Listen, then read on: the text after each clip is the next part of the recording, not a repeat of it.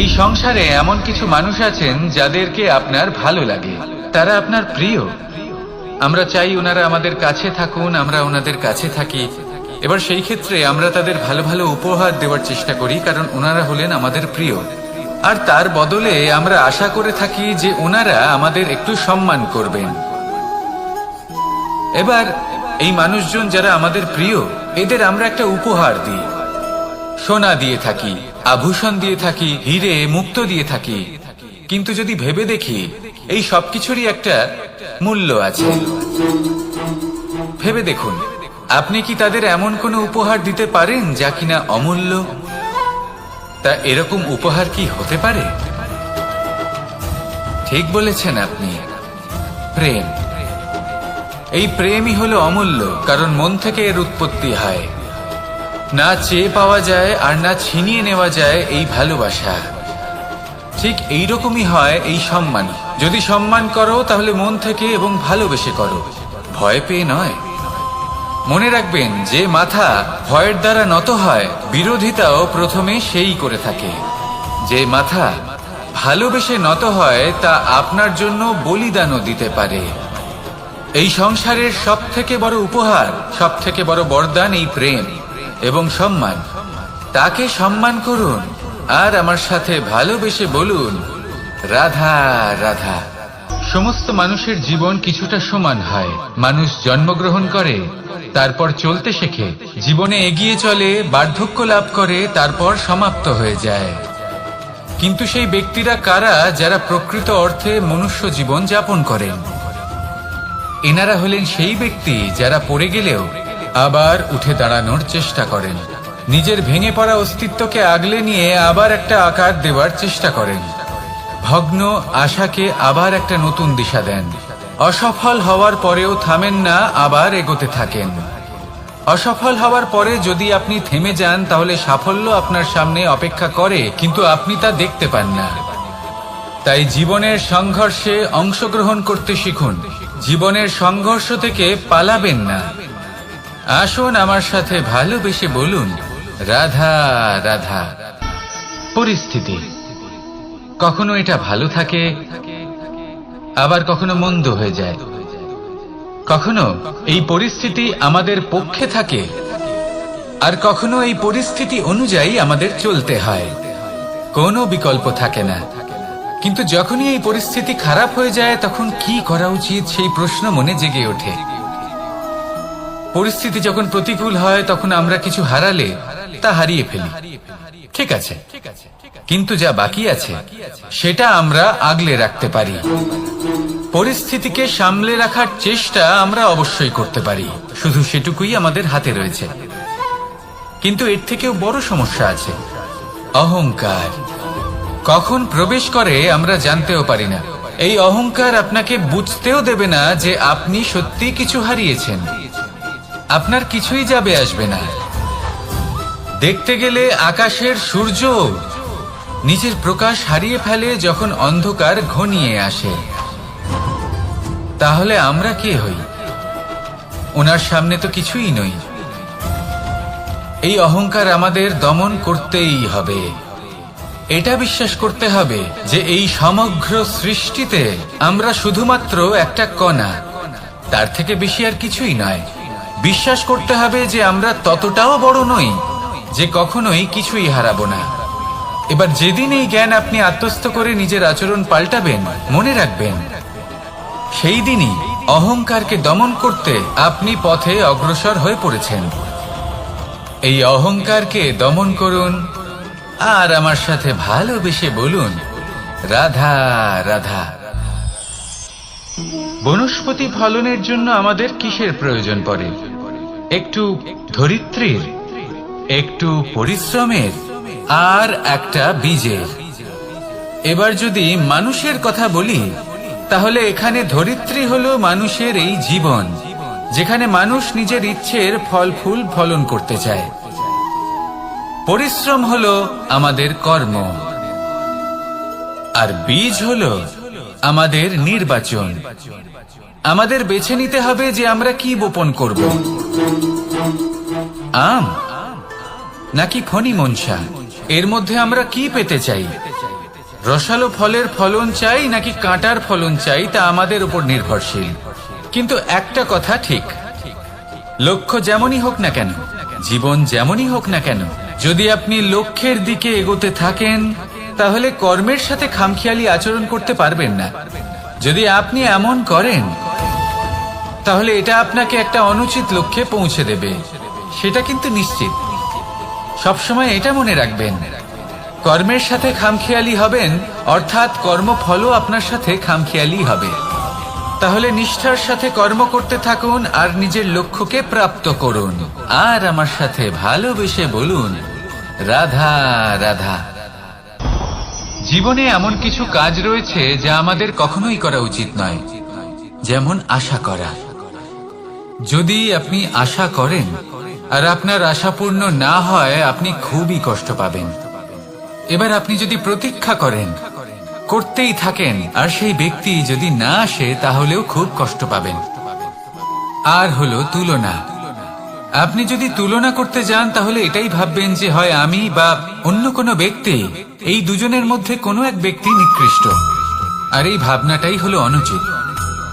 যদি আমরা কথা বলি সেই সব বিষয়ে যা আমাদের করা উচিত, যেমন পরীক্ষা। এই পরীক্ষা সবসময় আমাদের আরো সফল করে তোলে, আরো শ্রেষ্ঠ করে তোলে, আরো উৎকৃষ্ট করে তোলে। আসন্ন মহাসংগ্রামের জন্য আমাদের প্রস্তুত করে তোলে এই পরীক্ষা।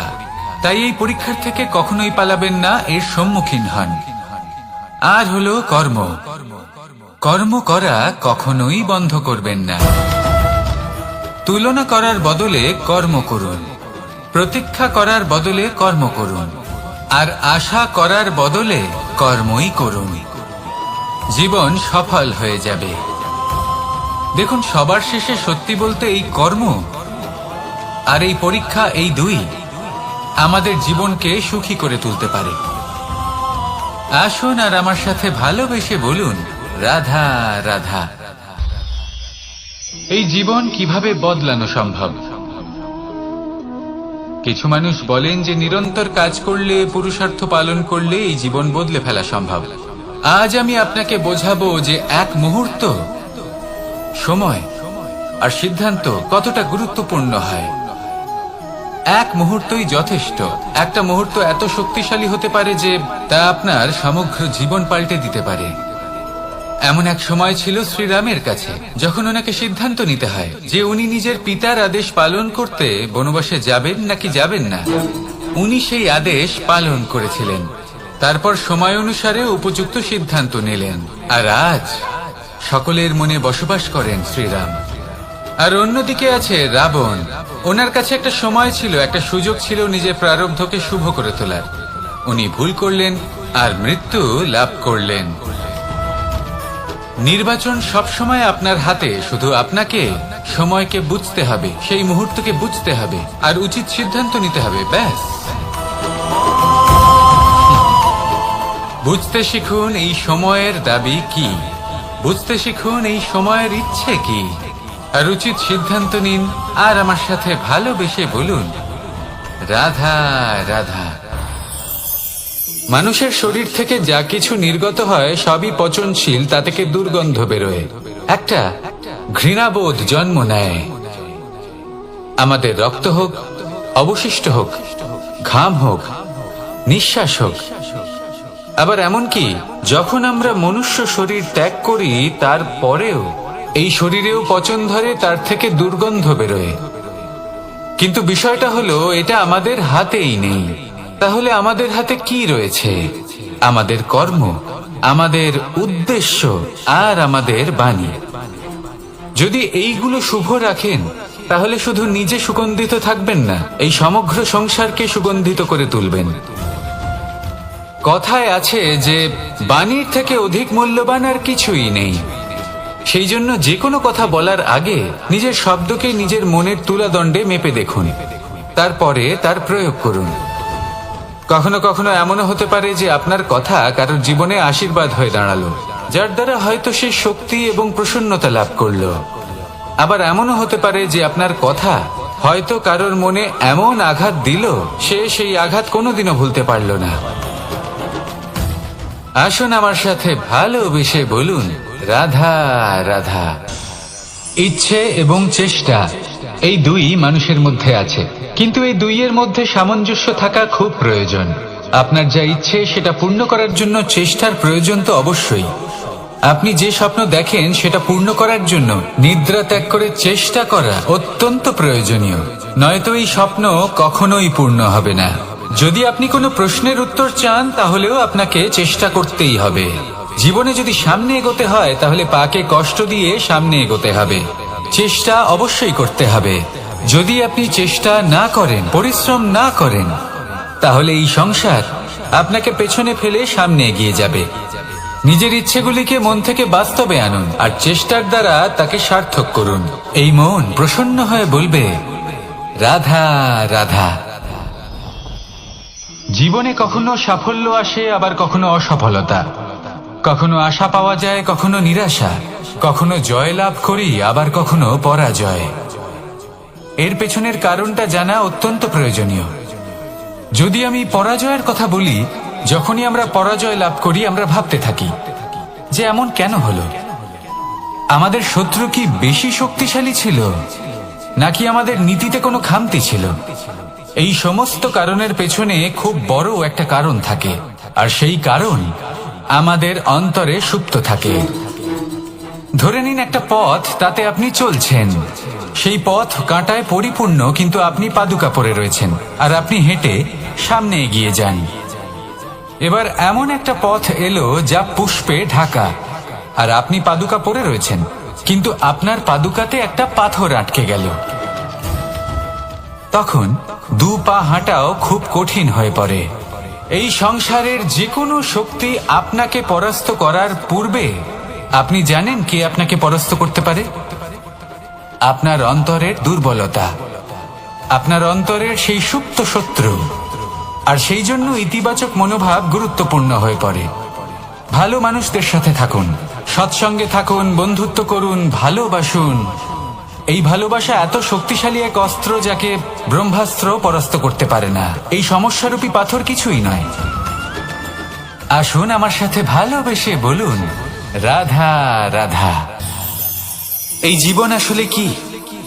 আমরা কারা? আমাদের অস্তিত্ব আসলে কি? পঞ্চতত্ত্ব দ্বারা নির্মিত আমাদের এই শরীর, আর এর মধ্যে পরমাত্মার একটি অংশ আত্মারূপে বসবাস করে। আর যখন এই জীবন সমাপ্ত হবে তখন আমাদের আবার এই পঞ্চতত্ত্বের মধ্যে বিলীন হয়ে যেতে হবে। এটাই সত্য। এবার অনেক মানুষ আছেন এমন অনেক চেষ্টা করতে থাকেন এমন কর্ম করার যাতে এই সংসার তাদের চিরস্মরণীয় করে রাখবে। কিন্তু এই জীবন আসলে কি? সেই সময় যখন আমরা নিঃশ্বাস নিই, আমাদের হৃদস্পন্দন হয়, আমরা যে মুহূর্তগুলো যাপন করি, এবার এই মুহূর্তগুলিতে আমরা কি করব সেটা অত্যন্ত গুরুত্বপূর্ণ। আমরা কি অহংকার করব নাকি পরোপকার করব? এই সৃষ্টিকে বেঁধে রাখার চেষ্টা করব নাকি নিজেকে উন্নত করে তোলার চেষ্টা করব? এটাই শিক্ষা যে বল হোক বা কায়া, এর প্রতি আমাদের না অহংকার করা উচিত আর না মোহ। শুধু প্রত্যেকটা মুহূর্ত প্রেমময় হয়ে বাঁচুন আর ভালোবেসে বলুন, রাধা রাধা। এই সংসারের সব থেকে বড় শক্তি আসলে কি? দৈহিক শক্তি, ভৌতিক শক্তি, রাজনৈতিক শক্তি, স্বর্ণের শক্তি, বিদ্যার শক্তি নাকি মায়ার শক্তি, ভক্তির শক্তি নাকি নিরাশক্তির শক্তি? এই সংসারের সব থেকে বড় শক্তি হলো হাসি মুখের। যদি আপনি এবং আমি এমন কোন সময় হাসতে পারি যেখানে মুখে হাসি আসা প্রায় অসম্ভব, তাহলে বিশ্বাস করুন এই সংসারে কেউ আপনাকে ভাঙতে পারবে না। এটা কিছুটা সেই রেশমের কীটের মতো, যে চারিদিক থেকে নিজেকে ঢেকে রাখে, একটা খোলসের মধ্যে থাকে কিন্তু জীবিত থাকে। এই হাসি মুখ এটা শুধুমাত্র একটা আবেগ নয়, এটা সংসারের যে কোনো অভাব দূর করে। অভাব আশার, অভাব বিশ্বাসের। এই হাসি আপনার অন্তরে আশার আলো জাগ্রত করে আর এই সংসারের হতাশা দূর করে দেয়। তাই কঠিন থেকে কঠিনতর পরিস্থিতিতেও মুখে হাসি বজায় রাখুন। এই শক্তি আপনার থেকে কেউ কাটতে পারবে না। আর যদি আপনার কাছে এই শক্তি থাকে তাহলে অন্য কোনো শক্তি আপনাকে বাধা দিতে পারবে না। তাহলে হাসুন আর আমার সাথে ভালোবেসে বলুন, রাধা রাধা। যজ্ঞের আগুনকে শুভ বলে মনে করা হয়, আর সেখানেই চিতার আগুনকে অশুভ মনে করা হয়। এমনটা কেন হয়? এখানে বিষয়টা হলো লক্ষ্য, বিচার এবং সঙ্গে। যখন আমরা যজ্ঞ করি তখন আমাদের লক্ষ্য কি হয়? পরিবেশকে আরো পবিত্র করে তোলা, ইতিবাচক করে তোলা। আমাদের লক্ষ্য শুভ হয়। তারপরে আসে বিচার। এই পরিস্থিতিতে সেই বিচার হলো অগ্নি। স্ফুলিঙ্গ থেকে তীব্র আকার ধারণ করে সমস্ত কাঠকে পুড়িয়ে দেয় এবং সুগন্ধ ছড়িয়ে দেয়। অর্থাৎ যদি আপনার লক্ষ্য শুভ হয় তাহলে তার নিজেই শুভ বিচারধারাকে আমন্ত্রণ জানায়। এই শুভ বিচার তখনই আসবে যখন আপনার সংকল্প শুভ হবে। অন্যদিকে হলো চিতার আগুন। এর লক্ষ্য কি? একটা দেহকে পরধামে পৌঁছে দেওয়া। সবার শেষে সবকিছু আপনার উপরে নির্ভরশীল যে আপনি কোনটা চয়ন করতে চান। আপনার লক্ষ্য যদি শুভ হয় তাহলে আপনার বিচার এবং সঙ্গতি আর তার পরিণাম সবই শুভ হবে।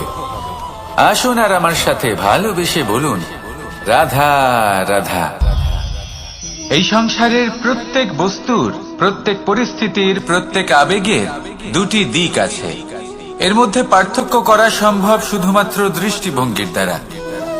যদি কোনো ব্যক্তি পর্বত শিখরে দাঁড়িয়ে থাকেন তাহলে উনি এটাই দেখতে পাবেন যে এই জলের ধারা সমুদ্রের দিকে বয়ে চলেছে। আরেক ব্যক্তি যিনি সমুদ্রের কাছে দাঁড়িয়ে আছেন তার এটাই মনে হবে যে এই জলের ধারা সমুদ্রের দিকে আসছে। এখানে বিষয়টা হলো দৃষ্টিভঙ্গির, আর এটাই সময়ের সাথেও হয়ে থাকে। অনেক সময় মানুষ চিন্তিত হয়ে পড়েন, ত্রস্ত হয়ে পড়েন যে তার কাছে হয়তো খুব কম সময় আছে, তাতে তিনি অনেক কিছুই করতে পারবেন না, আর একটু সময় থাকলে খুব ভালো হতো।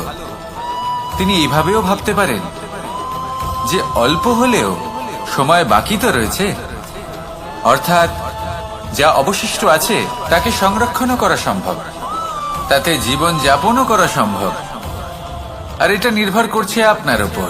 তাই দৃষ্টিভঙ্গি ইতিবাচক রাখুন আর আমার সাথে ভালোবেসে বলুন, রাধা রাধা। মানুষ জন্মগ্রহণ করে, তার সাথে ভয়েরও জন্ম হয়। ছোটবেলা থেকেই আমাদের মনে কোনো না কোনো প্রকারের ভয় থেকেই যায়। কেউ এই বিষয়ে ভয় পায় যে তার কোনো বস্তু তার থেকে দূরে চলে যাবে। কেউ এই বিষয়ে ভয় পায় যে আমি নিজেকে হারিয়ে ফেলব। কেউ এই ভেবে ভয় পায় যে আমার প্রিয়জনেরা তারা যেন আমার থেকে দূরে না চলে যায়। কেউ এই ভেবে ভয় পায় যে আমরা যেন পথ না হারিয়ে ফেলি, আদি ইত্যাদি। কিন্তু সত্যি কথা বলতে ভেবে দেখুন এই ভয় বাস্তবে কি? শুধুই একটা মনস্থিতি, আর কিছুই নয়। যা কিছু আপনি জীবনে পেয়েছেন তা একদিন আপনাকে হারাতে হবে। এই জীবন হলো আপনারই, কিন্তু তাও একদিন সমাপ্ত হবে। তাই ভয় পেয়ে কি লাভ? এই ভয় শুধু আপনাকে জীবন যাপন করা থেকে বাধা দিচ্ছে, আর কিচ্ছু নয়। পথ হারিয়ে ফেললেই বুঝতে পারবেন যে নতুন পথ কিভাবে বানাতে হয়। কিছু মানুষকে জীবন থেকে হারালে তবেই আপনি বুঝবেন যে আপনার আপনজনকে। এই ভয়ের কারণে ভীত হয়ে থাকবেন না। এই তারা নক্ষত্র অন্ধকারের অভাবে গুরুত্ব হারায়। শিবকেও মহাদেব হওয়ার জন্য বিষপান করতে হয়েছিল।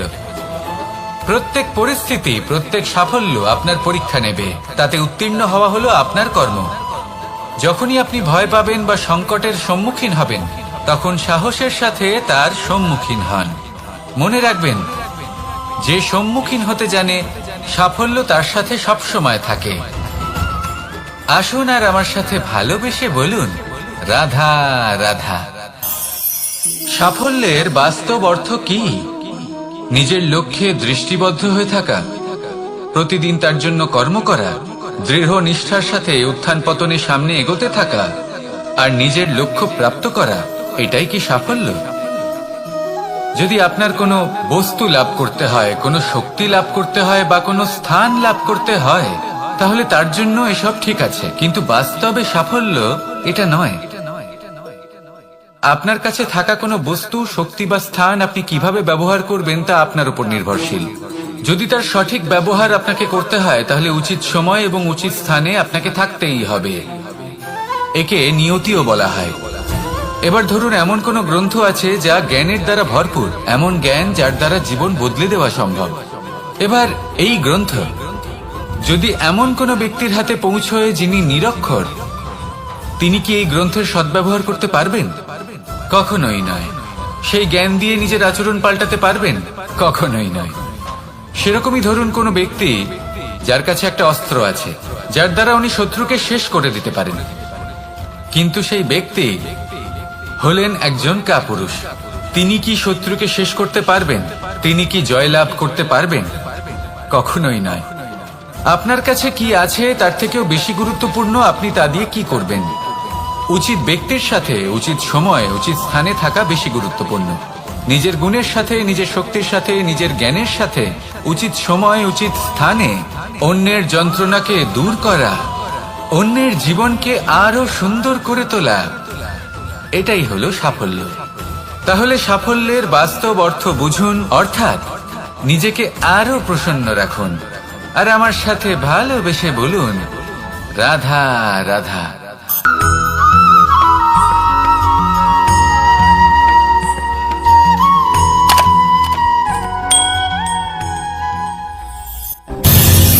অশ্বত্থামার মৃত্যু হলো। কেউ জানে না সে মানুষ নাকি হাতি। এই বাক্য কে বলেছিলেন? সাক্ষাৎ ধর্মরাজ যুধিষ্ঠির। সেই যুধিষ্ঠির যিনি নিজের জীবনে কখনো মিথ্যে বলেননি, কিন্তু উনি এমন কিছু নির্বাচন করেছিলেন যার জন্য চিরকাল শুধুই মহারাজ যুধিষ্ঠির হয়ে থেকে গেলেন।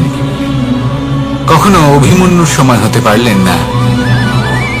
যখন দ্রুত ক্রীড়ার আমন্ত্রণ এসেছিল তখন মহারাজ যুধিষ্ঠির সেটা অস্বীকার করতেই পারতেন,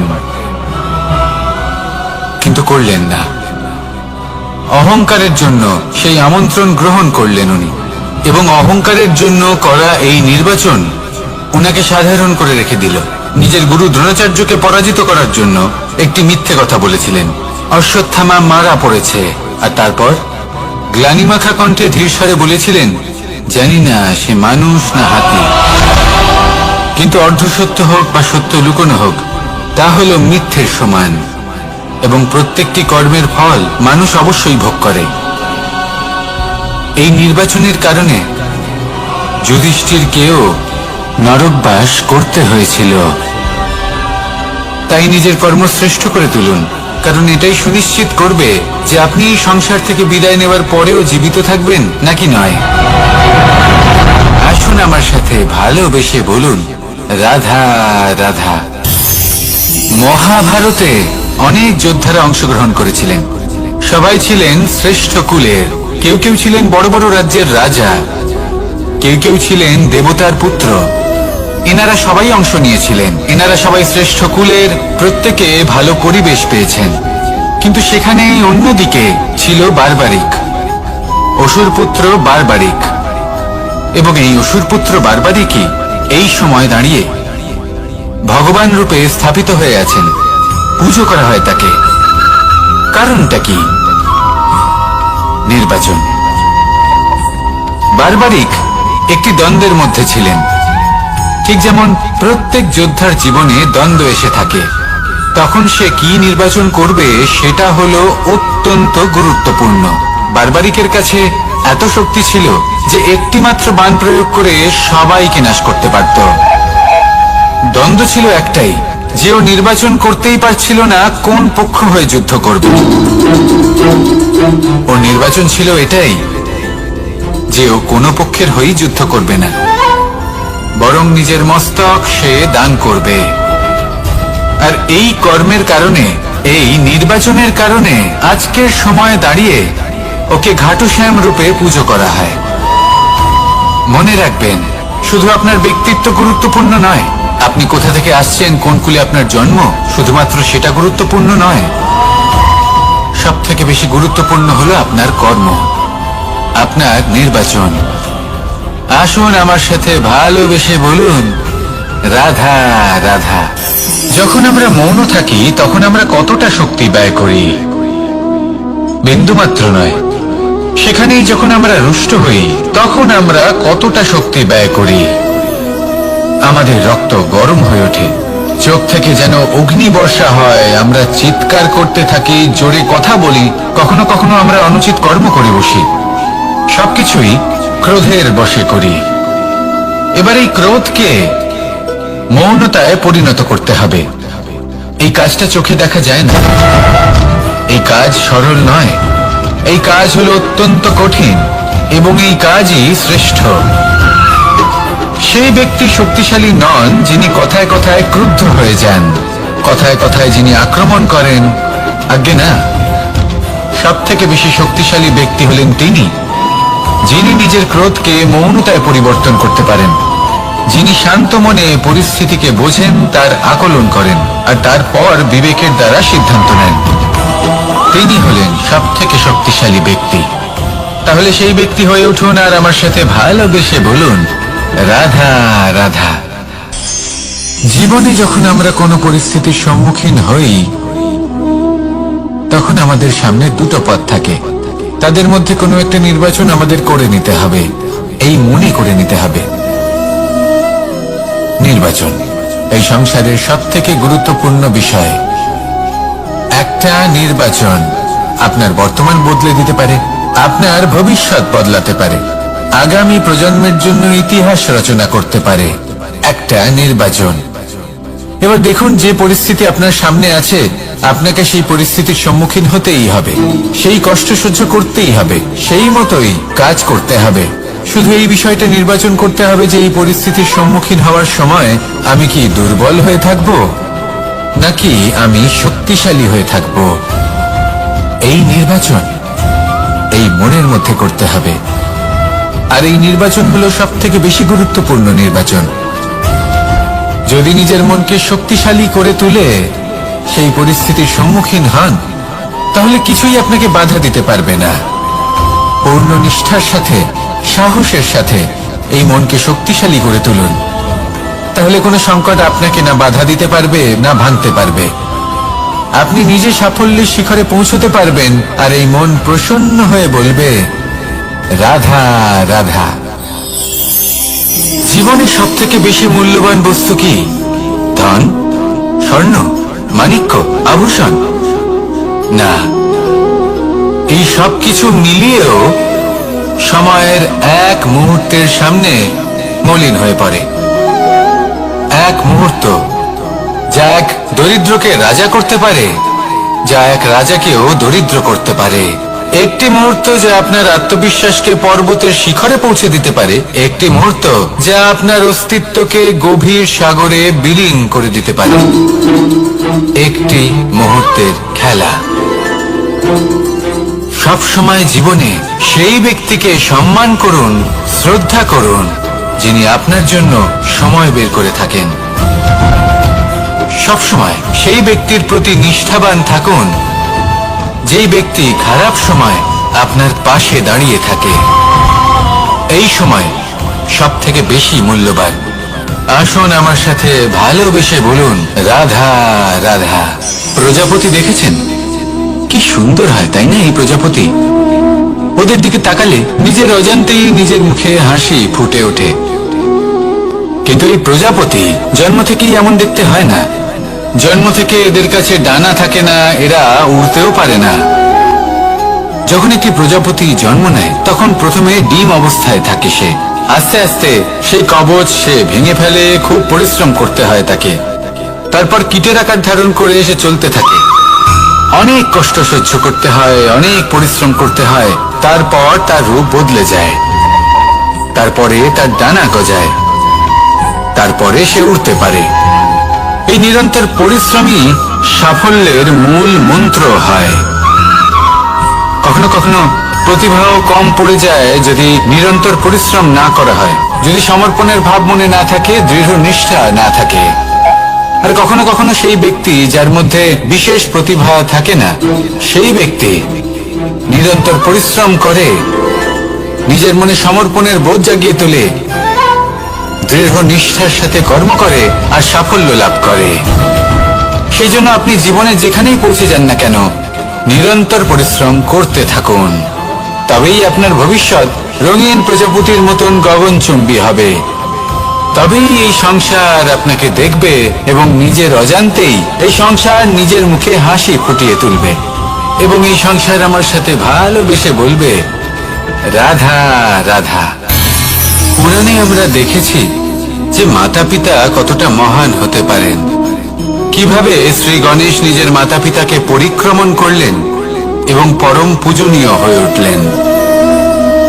কিভাবে ভক্ত শ্রবণ নিজের অন্ধ মাতা পিতাকে তীর্থযাত্রায় নিয়ে যাবেন বলে নিজের কাঁধে ওনাদের বসালেন এবং বয়ে নিয়ে গেলেন।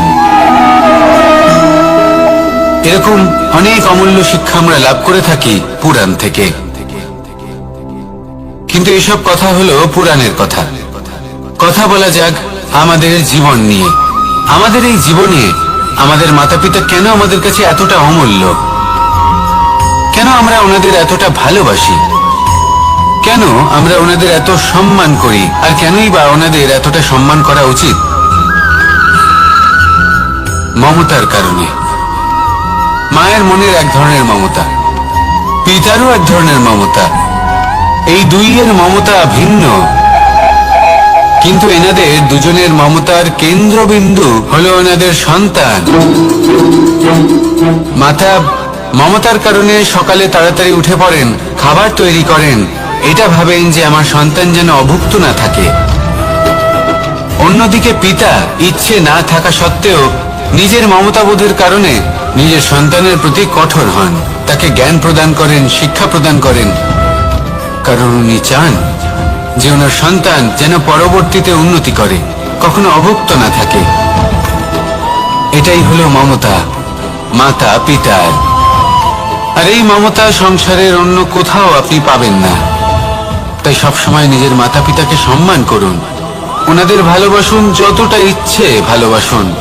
আর এই ভালোবাসার সাথেই বলুন, রাধা রাধা। সম্পর্ক হলো আমাদের জীবনের একটি আধার। কিছু সম্পর্ক এমন যা আমরা জন্মসূত্রে লাভ করি, যেমন পরিবার, মা বাবা। কিছু সম্পর্ক আছে যে আমরা জীবনে অর্জন করে থাকি, তা সে প্রেমের হোক, স্নেহের হোক বা বন্ধুত্বের। এই সকল সম্পর্ক লাভ করার বা গড়ে তোলার 5টি ধাপ রয়েছে। প্রথম ধাপ, কোনো ব্যক্তির সাথে আলাপ হওয়া, তার সাথে কথা বলা বা তাকে দেখা। দ্বিতীয় ধাপ, সে ব্যক্তিকে আমাদের ভালো লাগা। তৃতীয় ধাপ, আমাদের এটা চাইতে শুরু করা যে জীবনে এই ব্যক্তি যেন আমাদের বন্ধু হন, আমাদের জীবনে থাকেন, বা আমাদের কাউকে ভালোবেসে ফেলা। আর এটা আমাদের ভাবা বা চাওয়া যে সেই ব্যক্তি যেন আজীবন আমার সাথে থাকেন, আমার জীবনে আমার সাথী হয়ে। চতুর্থ ধাপ, লাভ করা। এবার এই ধাপটি অনেক মানুষের পক্ষেই খুবই সরল হয়, বড়ই সরল ভাবে নিজেদের সঙ্গীকে লাভ করে থাকেন। কিছু মানুষের জন্য এই ধাপ অত্যন্ত কঠিন হয়ে থাকে। অনেক প্রতিকূল পরিস্থিতির উপর জয়লাভ করে তারা সঙ্গীকে লাভ করেন, কিন্তু লাভ অবশ্যই করেন। এরপরে আসে পঞ্চম, অন্তিম এবং সবথেকে গুরুত্বপূর্ণ ধাপ। সেটা হলো সেই সম্পর্ক পালন করা। এটা হলো এমন এক বিষয় যা প্রত্যেক মানুষের শেখা উচিত। যদি ব্যক্তি নিজের জীবনে সম্পর্ক রক্ষা করতে শিখে যান, তবে প্রত্যেক সম্পর্ক তার জীবনকে স্বর্গ করে তুলবে। আসুন আর আমার সাথে ভালোবেসে বলুন, রাধা রাধা।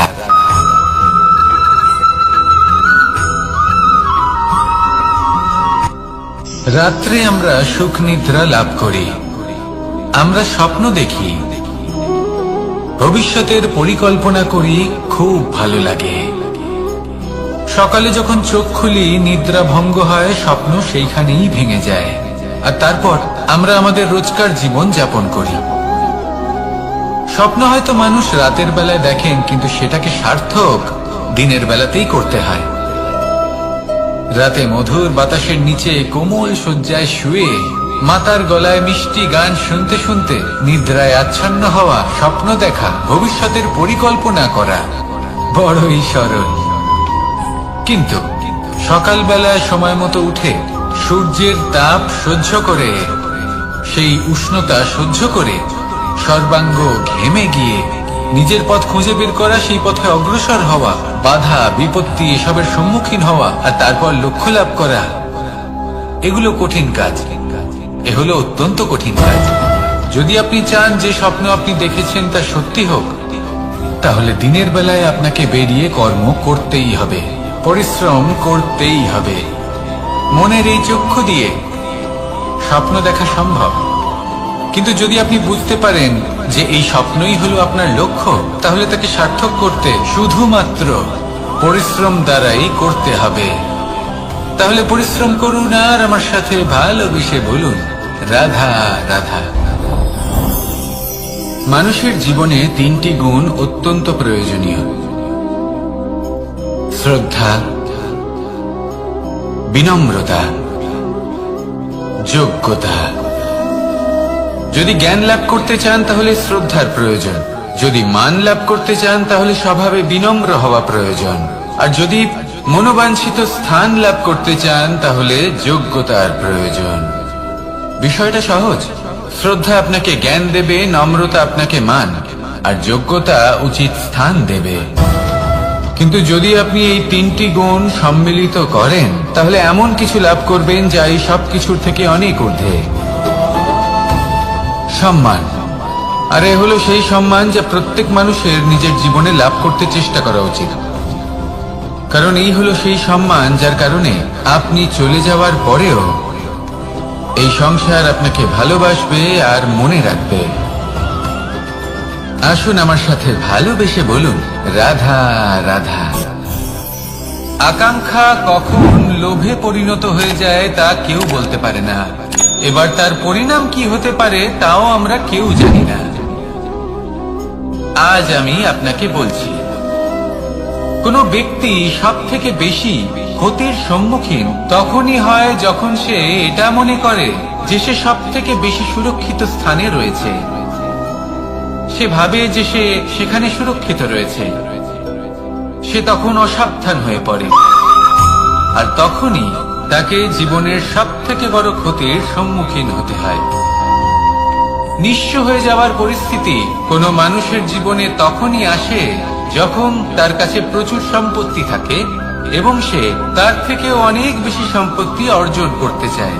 সেই অনেক বেশি সম্পত্তি অর্জন করার চেষ্টায় সে এমন কিছু করে বসে যার ফলে তাকে সমস্ত সম্পত্তি হারাতে হতে পারে। একজন রচনাকার নিজেই নিজের প্রতিভা একদম শেষ করে দিতে পারে যখন সে অনেকগুলো কাজ নিজের কাঁধে নিয়ে নেয়। একটা গুরুত্বপূর্ণ কথা সবসময় মনে রাখবেন, আজ আপনি যেখানেই থাকুন না কেন, যেমনই যে কোনো স্থানেই থাকুন না কেন, এর পেছনে আপনার আকাঙ্ক্ষার একটা বিশাল ভূমিকা রয়েছে। কিন্তু মনে রাখবেন, আপনাকে শিখতে হবে যে কখন আর কিভাবে নিজের উচ্চাকাঙ্ক্ষাগুলিকে লাগাম পরাতে হবে, কারণ এটা অত্যন্ত আবশ্যক। তাই আসুন আর আমার সাথে ভালোবেসে বলুন, রাধা রাধা। অনেক সময় আমরা জীবনে অনেক মানুষকে এমন বলতে শুনে থাকি যে আমি অসফল হয়েছি কারণ আমার সময় ভালো যাচ্ছিল না। আমি এই জিনিসটা লাভ করতে চাইছিলাম কিন্তু করতে পারলাম না কারণ আমার সময়টা ভালো যাচ্ছিল না। আমি আমার জীবনে ওই মহান কাজটা করতে চাইছিলাম কিন্তু করতে পারলাম না। কেন? কারণ আমার সময়টা ভালো যাচ্ছিল না। কিন্তু যে মুহূর্তে ভালো সময় আমার জীবনে আসবে, আমি সব কিছু প্রাপ্ত করব। এমন প্রায় প্রত্যেকেই বলেন। আসুন একটা কথা বোঝা যাক। একজন মালিকে দেখুন, সে প্রত্যেক দিন গাছের সেবা করে, তাকে জল দেয়, তার যত্ন আত্তি করে। কেন? প্রত্যেক দিন সেই গাছ ফল দেয় না। সঠিক সময় এলে তবেই সেই গাছ ফল দেয়, কিন্তু প্রত্যেক দিন মালি তার সেবা করে, তাকে যত্ন করে। শুধুমাত্র তখন করে না যখন সেই গাছ ফল দিতে সক্ষম। আর যদি মালি গাছের যত্ন প্রতিদিন না করে, তাহলে হয়তো সেই গাছ ফল দিতেই পারবে না। এটাই হলো আমাদের জন্য একটা শিক্ষা। যখন সময় আমাদের জন্য অপেক্ষা করে না, তখন আপনি সময়ের জন্য কেন অপেক্ষা করছেন? ভালো সময়ের জন্য অপেক্ষা করবেন না। ভালো এবং শুভ কর্ম দ্বারা ভালো সময়কে নিজের কাছে টেনে আনুন। নিরন্তর কর্ম করুন, পরিশ্রম করতে থাকুন। শুভ সময় আপনা থেকেই আপনার কাছে আসবে। আসুন আমার সাথে ভালোবেসে বলুন, রাধা রাধা। মানুষের এই সংসারে জীবনযাপন করার জন্য কিছু জিনিসের প্রয়োজন পড়ে। এমন কিছু আবেগ, এমন কিছু বস্তু আছে যেগুলো তার প্রয়োজন হয়। কিন্তু সব থেকে বেশি যে জিনিসটা তার প্রয়োজন হয় সেটা হলো সম্মানের। আমাদের ভালো লাগে যখন কেউ আমাদের সম্মান করে। আমরা কাউকে সম্মান করলে তারও সেটা ভালো লাগে। কিন্তু আপনি দেখবেন যে সংসারে বেশিরভাগ মানুষ দুটি মাপদণ্ডের ভিত্তিতে সম্মান করেন, হয় বয়স দেখে করেন বা উপার্জন দেখে, অর্থাৎ সেই ব্যক্তি কতটা উপার্জন করেন। এবার ভেবে দেখুন, এটা আবশ্যক নয় কারোর বয়স যদি বেশি হয় তার বুদ্ধিও ততটাই বেশি হবে। আবশ্যক এটাও নয় যে কোনো ব্যক্তি যদি অত্যন্ত ধনী হন বা তার মনও নির্মল হবে বা তিনি সৎকর্ম করবেন বা এমন কোনো কর্ম করবেন যাতে উনি সম্মান লাভ করতে পারেন। হতে পারে উনি ধনী কিন্তু দুশ্চরিত্র। সেই জন্য বয়স বা উপার্জন দেখে কোনো ব্যক্তিকে সম্মান করবেন না, কর্ম দেখুন। যদি গভীরভাবে ভেবে দেখেন তাহলে দেখবেন যদি কোনো মানুষ কোনো সৎকর্ম করেন তাহলে তার প্রতি হৃদয় থেকে সম্মান জাগ্রত হয়। এটাই হলো সেই সম্মান যা অর্জন করতে হবে। বয়স আজ আছে, কাল আরো বৃদ্ধি পাবে। উপার্জন আজ আছে, কাল সেটা কমে যেতেও পারে। কিন্তু যদি আপনি নিরন্তর শুভকর্ম করতে থাকেন তাহলে আপনি মৃত্যুর পরেও অমর হয়ে থাকবেন। আসুন আমার সাথে ভালোবেসে বলুন, রাধা রাধা। পাপ এবং পুণ্য, এই দুই হলো সংসারের এমন দুই বিন্দু যাকে কেন্দ্র করে এই সংসারের চক্র ঘুরতে থাকে। আমরা যদি কোনো কর্ম বিচার করি হয় পুণ্য নয় পাপের দৃষ্টিভঙ্গি দিয়ে, এটা হয় পুণ্য না হলে পাপ। কিন্তু এই পাপ এবং পুণ্য এই দুই নির্ভর করে প্রত্যেক মানুষের উপর, তার চিন্তাধারা, তার পরিস্থিতির উপর। ধরুন এমন একজন মানুষ যিনি অনেক দিন ধরে বনে পথ হারিয়েছেন, অনেক দিন হয়তো উনি কোনো খাবার খাননি। এবার এমন পরিস্থিতি চলে এসছে যে এবার যদি উনি খাবার না খান তাহলে হয়তো জীবিতই থাকবেন না। আর এমন অবস্থায় ওনার সামনে যদি কোনো প্রাণী আসে তাহলে তাকে শিকার করা এটা কিন্তু তার কাছে পাপ নয়, এটা তো জীবিত থাকার একমাত্র উপায়। এটা তার কাছে পুণ্য সম। আর যদি আমি এমন একজন ব্যক্তির কথা বলি যিনি সরল, যিনি একটি সুখী, শান্ত, সুরক্ষিত জীবনযাপন করছেন, তার কাছে কিন্তু এটা পাপ। এইরকমই এই সংসারে ভিন্ন ভিন্ন পরিভাষা আছে পাপ এবং পুণ্যের। তার মধ্যে যদি আমি আপনাকে একটি সরল পরিভাষা দিই সেটা হলো, জীবনে যখনই কোনো কর্ম করবেন সেটা নিয়ে একটু ভেবে দেখুন যে এই যে কাজটা আমি করছি তার ফলে এই যে অন্য মানুষেরা আছেন এই সংসারে তারা কি দুঃখ পাবেন? যদি তারা দুঃখ পান তাহলে সেটা পাপ। যদি আপনি এমন কোনো কর্ম করেন যার ফলে অন্যরা প্রসন্নতা লাভ করেন, তাদের মুখে হাসি ফুটে ওঠে, যদি তারা প্রেরিত হন, জীবনে সামনে এগোতে পারেন, তাদের বিকাশ হয়, তাহলে এটা হলো পুণ্য।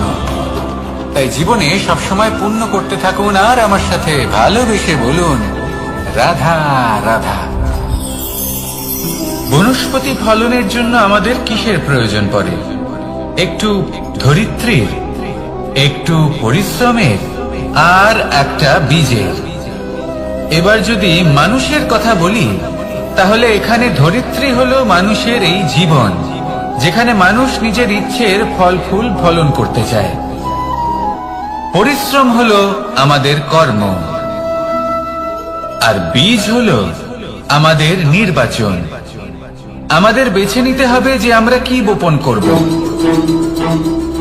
আম নাকি খনি মনসা। এর মধ্যে আমরা কি পেতে চাই? রসালো ফলের ফলন চাই নাকি কাঁটার ফলন চাই, তা আমাদের উপর নির্ভরশীল।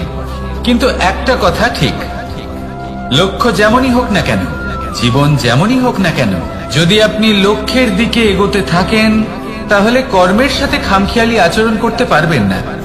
যদি আপনি এমন করেন তাহলে এটা আপনাকে একটা অনুচিত লক্ষ্যে পৌঁছে দেবে, সেটা কিন্তু নিশ্চিত। সবসময় এটা মনে রাখবেন, কর্মের সাথে খামখেয়ালি হবেন, অর্থাৎ কর্মফলও আপনার সাথে খামখেয়ালি হবে। তাহলে নিষ্ঠার সাথে কর্ম করতে থাকুন আর নিজের লক্ষ্যকে প্রাপ্ত করুন। আর আমার সাথে ভালোবেসে বলুন, রাধা রাধা। অগ্নি, চতুর্থ তত্ত্ব, সব থেকে বেশি গুরুত্বপূর্ণ কিন্তু তার থেকেও বেশি ভয়াবহ। কখনো অগ্নিকে নিয়ন্ত্রিত রূপে উনুনে জ্বলতে দেখেছেন? এই অগ্নি আমাদের খাবার বানাতে সাহায্য করে, যা আমাদের শক্তি প্রদান করে। কিন্তু এই অগ্নি যখন বিচলিত হয়ে, অনিয়ন্ত্রিত হয়ে কোন বনের আগুন হয়ে ওঠে, তখন মহা বিনাশ ঘটে যায়। আপনারই অন্তরের ঊর্জা হলো এই অগ্নি। এটা আপনার শক্তিও, আপনার ক্রোধ। একে ব্যবহার কিভাবে করবেন তা আপনারই হাতে। যদি কোনো ব্যক্তি নিজের অন্তরের এই ঊর্জাকে ব্যবহার করেন শক্তির রূপে, তাহলে সে বিকাশ ঘটাতে পারে, নির্মাণ ঘটাতে পারে। কিন্তু যদি কোনো ব্যক্তি তার অন্তরের ঊর্জাকে বিধ্বংসী অস্ত্র বানিয়ে ফেলেন, তাহলে নিশ্চিত রূপে মহা বিনাশ ঘটতে পারে, যাতে বিনাশ তারও অবশ্যই হবে।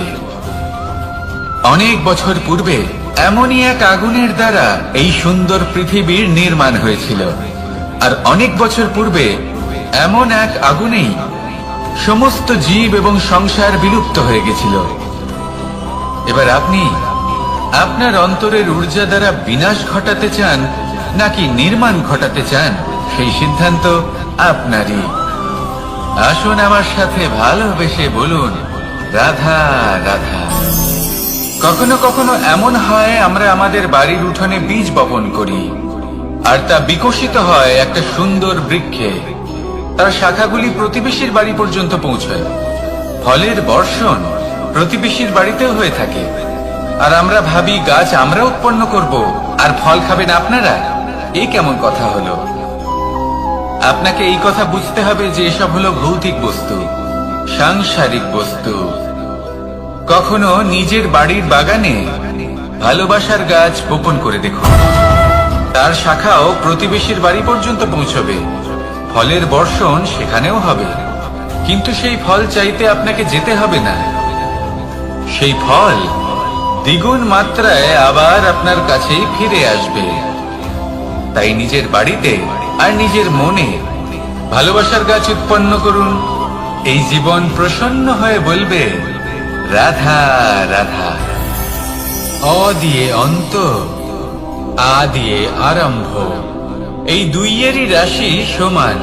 যদি আপনি মন দিয়ে দেখেন তবে দেখবেন এদের সম্পর্ক খুবই নিবিড়। কিভাবে?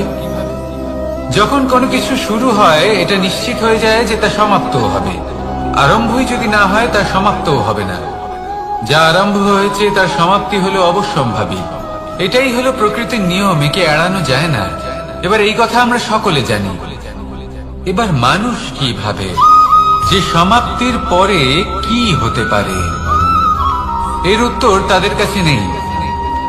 তাদের উচিত অন্য কোনো বিষয় ভাবা যা বেশি গুরুত্বপূর্ণ। এবার মানুষ এটা জানে না যে মৃত্যুর পরে কি হতে পারে, কিন্তু এই কথা অবশ্যই জানে যে জন্ম থেকে মৃত্যু পর্যন্ত এই সময়, যাকে আমরা জীবন বলে থাকি, এই সময় আমরা কর্ম করতে পারি। এই কথা তো আমরা জানি। তাহলে এমন কি কর্ম করা যেতে পারে যা আমাদের সমাপ্তির পরও আমাদের প্রাসঙ্গিক করে রাখতে পারে, এই বিষয়ে ভাবা উচিত।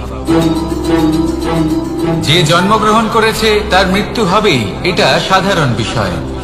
কিন্তু ইতিহাস আজও সেই সকল মানুষজনকে স্মরণ করেন যাদের এই সংসার তাদের মৃত্যু নয়, বরং তাদের জীবনকালে যে কর্ম তারা করেছেন তার দ্বারা মনে রাখেন।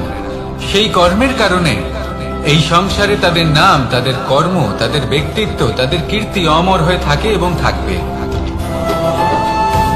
আপনার কাছে এতটা সময় নেই যতটা আপনার মনে হচ্ছে আপনার কাছে আছে। সেই জন্য যত শীঘ্র সম্ভব শ্রেষ্ঠ কর্ম করুন, যতটা পারবেন ততটা অধিক সুকর্ম করুন। এই সংসারে নিজেকে অমর করে তুলুন আপনার মৃত্যুর পরেও। আর আমার সাথে ভালোবেসে বলুন, রাধা রাধা। উমা, কি আমি কখন থেকে এখানে অপেক্ষা করছি, হাত পেতে দাঁড়িয়ে রয়েছি, যাতে একটা ফল আমার হাতে এসে পড়ে এবং সেটা আমি খেতে পারি। কখন থেকে অপেক্ষা করছি কিন্তু সেটা হচ্ছেই না।